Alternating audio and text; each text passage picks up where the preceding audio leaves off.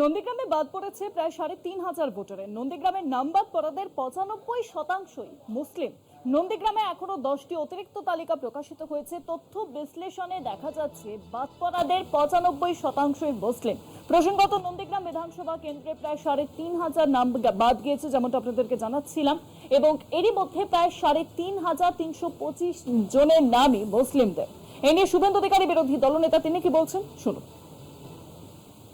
নাম উঠবে, ট্রাইব্যুনালে আবেদন করে সুপ্রিম কোর্ট তো বলে দিয়েছি, এবার না দিতে পারলে পরের বার দেবে। কিন্তু ধারাই বাছাই হয়ে যাওয়া উচিত, বাংলাদেশি মুসলিমের নাম থাকবে। সব থেকে বেশি নাম বাদ গেল দাদা মুর্শিদাবাদে, 4.5 লক্ষেরও বেশি। বর্ডার এলাকা, বাংলাদেশের সীমান্ত। যেমনটা জানাচ্ছিলাম, নন্দীগ্রামের নাম বাদ পড়াদের ৯৫%ই মুসলিম। পরিসংখ্যান পেয়েছে রাজনৈতিক দলগুলি সূত্র মারফত খবর, এবং নন্দীগ্রামে নাম বাদ পড়েছে প্রায় ৩,৫০০ ভোটারদের।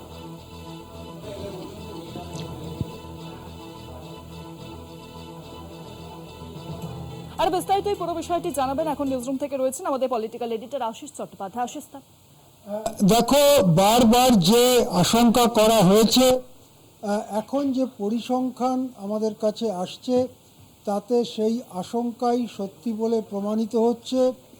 সারা রাজ্য জুড়ে, বিশেষ করে যেখানে মুসলিম মানুষেরা একটু ভালো সংখ্যায় থাকেন, সেই সব এলাকায় যে বাদ পড়ার লিস্ট, তাতে দেখা যাচ্ছে প্রথমে যা বাদ পড়েছিল এবং পরে সাপ্লিমেন্টারি তালিকার ভিত্তিতে যারা বাদ পড়েছে, সব সময়েই বাদ পড়াদের মধ্যে মুসলিমদের সংখ্যা অনেক বেশি।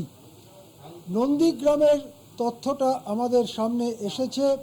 নন্দীগ্রাম এই দিক থেকে রাজনৈতিকভাবে গুরুত্বপূর্ণ, তার কারণ সেখানে বিরোধী দলনেতা বিজেপি নেতা শুভেন্দু অধিকারী প্রার্থী। আবার শুভেন্দু অধিকারীর অতি ঘনিষ্ঠ একজন দল বদল করে তৃণমূলে গিয়ে তৃণমূলের টিকিটে দাঁড়িয়েছেন। নন্দীগ্রামের যে তথ্য আমাদের কাছে আসছে, 10টি অতিরিক্ত তালিকা প্রকাশের পর ৩৩০০ কিছু বেশি নাম এই দ্বিতীয় পর্যায়ে বাদ গেছে, অর্থাৎ লজিক্যাল অ্যাডজুডিকেশনের মাধ্যমে যে বাদ পড়ার ব্যাপার, এবং যেটা জুডিশিয়াল অফিসাররা বিচার করে সেই সিদ্ধান্ত নিয়েছেন, সেই প্রক্রিয়ায় ৩,৩০০ কিছু বেশি নাম বাদ গেছে। এবং নামগুলোর যে তালিকা দেখা যাচ্ছে তাতে বোঝা যাচ্ছে যে এর ৯৫%ই মুসলিম। আমরা শুভেন্দু অধিকারীর কথা শুনলাম। শুভেন্দু বলতে চেয়েছেন যে যারা এদেশের লোক নয়, যারা বাংলাদেশ থেকে ইত্যাদি এসছে, তাদের তো নাম বাদ পড়াই দরকার ইত্যাদি। কিন্তু বাস্তবে যখন আমরা মাটিতে নামছি সাংবাদিক হিসেবে, তখন আমরা দেখতে পাচ্ছি এমন অনেকের নাম বাদ পড়েছে যারা মোটেই বাংলাদেশের নয়। পুরুষ ধরে যুগ যুগ ধরে তারা এখানেই আছেন, এরকম মানুষের নামও বাদ পড়েছে। ট্রাইব্যুনালে, যে ট্রাইব্যুনাল গঠিত হয়েছে কিন্তু এখনও পুরোদমে কাজ শুরু করেনি, তার প্রথম দুটি মামলা, যেখানে কংগ্রেসের ক্যান্ডিডেট মুসলমান, তাদের মামলায় নিচের দিকের বিচারকরা যে রায় দিয়েছিলেন, সিদ্ধান্ত নিয়েছিলেন, তা খারিজ করে দিয়েছেন বিচারপতি শিবজ্ঞানমের ট্রাইব্যুনাল। বিচারপতি শিবজ্ঞানম কলকাতা হাইকোর্টের প্রাক্তন প্রধান বিচারপতি, এবং সেখানে আমরা দেখেছি যে কি তুচ্ছ কারণে এই সব নাম বাদ দেওয়া হয়েছে। দুটি কেসেই আমরা দেখেছি যে কি তুচ্ছ কারণে মুসলিম হিসেবে তাদের নাম বাদ দেওয়া হয়েছে। অবশ্যই এটা বলা হচ্ছে না যে কেবলমাত্র মুসলিমদের নাম বাদ গেছে, বাদ গেছে সব ধর্মের নামই। তাদের প্রকৃত বিন্যাস, কত শতাংশ কারা ইত্যাদি, সেসব করতে একটু সময় লাগবে। কিন্তু যেখানে মুসলিমরা থাকেন বেশি সংখ্যায়, সেখানে যে মুসলিমরাই অনেক বেশি, আনুপাতিকভাবে অনেক বেশি হারে বাদ গেছেন, তার একেবারে পাথুরে তথ্য আমাদের কাছে আছে। সেটা এই কলকাতা শহর ঘুরলেও সেটা বোঝা যায়। আমরা দেখেছি, আমরা কতগুলো বুথের তথ্য নিয়ে কাজ করে দেখেছি যে এলডিতে, লজিক্যাল অ্যাডজুডিকেশনে যাদের নাম নথিভুক্ত হয়েছিল তাদের অধিকাংশ মুসলমান, এবং তারপরে এখন বাদ পড়াদের মধ্যে স্বভাবতই অধিকাংশ মুসলমান। এই জিনিসটা কি বিজেপির এজেন্ডায় হচ্ছে, নাকি যাদের নাম বাদ পড়ছে তাদের নাম বাদ পড়াই উচিত? এইসব নিয়ে গুরুতর বিতর্ক এখন রাজ্য রাজনীতিতে চলবে। মুখ্যমন্ত্রী মমতা বন্দ্যোপাধ্যায় বারবার যেটা বলেছেন যে সংখ্যালঘুদের, মহিলাদের টার্গেট করে বাদ দেওয়া হচ্ছে। টার্গেট করে বাদ দেওয়া হচ্ছে কি না সেটা পরে আরও তথ্য প্রকাশিত হলে স্পষ্ট হবে, কিন্তু বাদ যে পড়ছেন মুসলিমরা বিপুল সংখ্যায়, তার একটি ঝলক তথ্য নন্দীগ্রামের ঘটনাতেও স্পষ্ট। হ্যাঁ, অনেক ধন্যবাদ আশিস দা। নিউজরুম থেকে ছিলেন আমাদের পলিটিক্যাল এডিটর আশিস চট্টোপাধ্যায়। নন্দীগ্রামের নাম বাদ পড়েছে 95% মুসলিম ভোটারের নাম। নন্দীগ্রামের নাম বাদ পড়েছে যে সংখ্যা, সেখানে সংখ্যাটা হচ্ছে 3000 ভোটারের, প্রায় 3500 ভোটারের।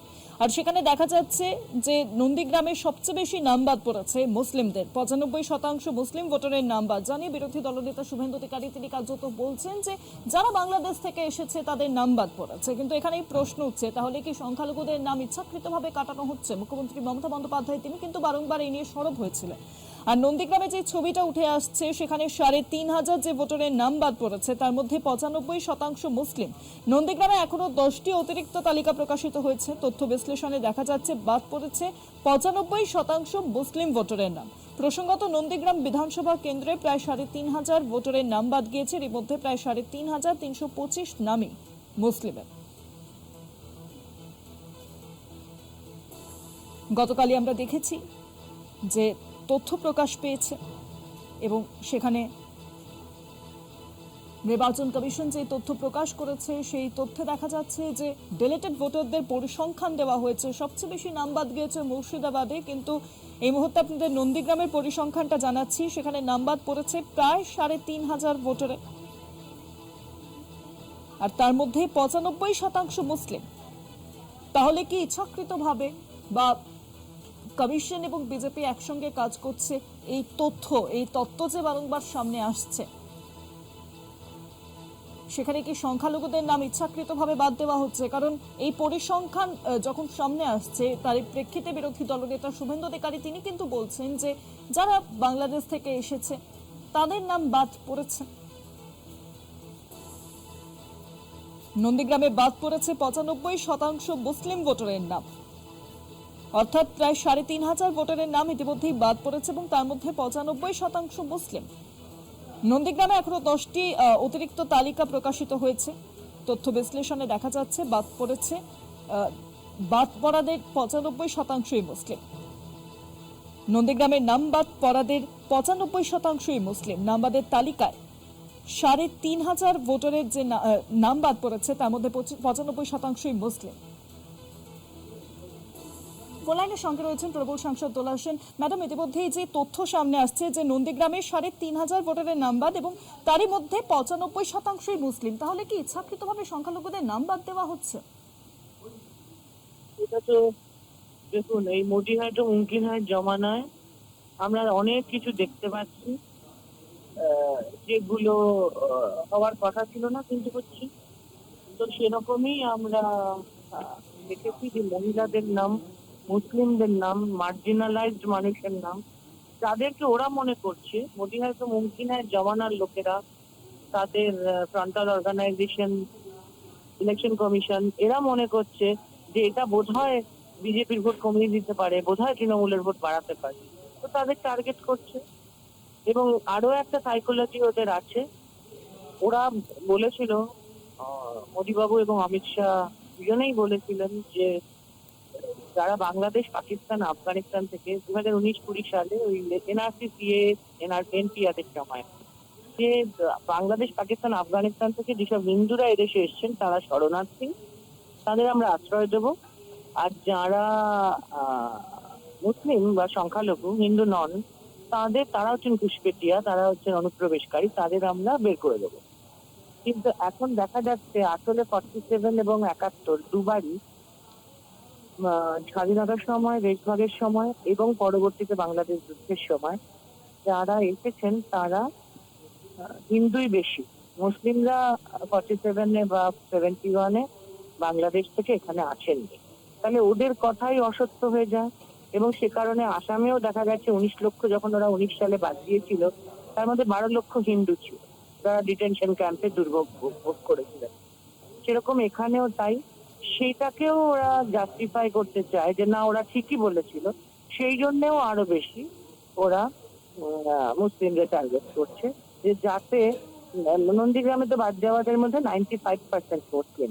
টার্গেটের এটাই কারণ যে যদি ওদের কথাটা একটু সত্য প্রমাণ হয়, যে কিন্তু যদিও আমি দায়িত্ব নিয়ে বলতে চাই ইলেকশন কমিশন বা বিজেপি বা মোদিবাবু অমিত শাহ বাবুরা কেউ এখনো পর্যন্ত এত যে হুড়োহুড়ি করে বাংলাদেশি অনুপ্রবেশকারী রোহিঙ্গা বলে বেড়ালেন, তাদের একটা লিস্টের পরেও ওরা নাম দিতে পারেননি যে এরা রোহিঙ্গা, এরা অনুপ্রবেশকারী, এরা বাংলাদেশি।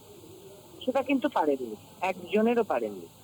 ফলে তাতে যে ওদের লজ্জা হবে তা তো না, ওরা দোকান কাটা। ফলে যত রকম ভাবে, আমি আবারও বলছি, মুসলিম, মহিলা, মার্জিনালাইজড সবাইকে বেশি বেশি করে বাদ দেওয়ার চেষ্টা ওরা করছেন, যাতে তৃণমূলের একটু ভোট কমে, বিজেপির তুলনামূলক ভাবে তাহলে তার বাই ভার্চু বেড়ে যায়। কিন্তু এই প্রচেষ্টায় ওরা সফল হবেন না। পৃথিবীর ইতিহাস বারবার প্রমাণ করেছে উৎসাহ, অপপ্রচার, ষড়যন্ত্র, মিথ্যা, অন্যায় শেষ কথা বলে না। শেষ কথা বলে সত্য, ন্যায় এবং মানুষ। এবং 2026-এর ভোটেও বাংলায় শেষ কথা বলবেন মানুষ এবং মানুষের নেত্রী মমতা বন্দ্যোপাধ্যায়। অনেক ধন্যবাদ ম্যাডাম। ফোন লাইনের সঙ্গে ছিলেন তৃণমূল সাংসদ দোলা সেন।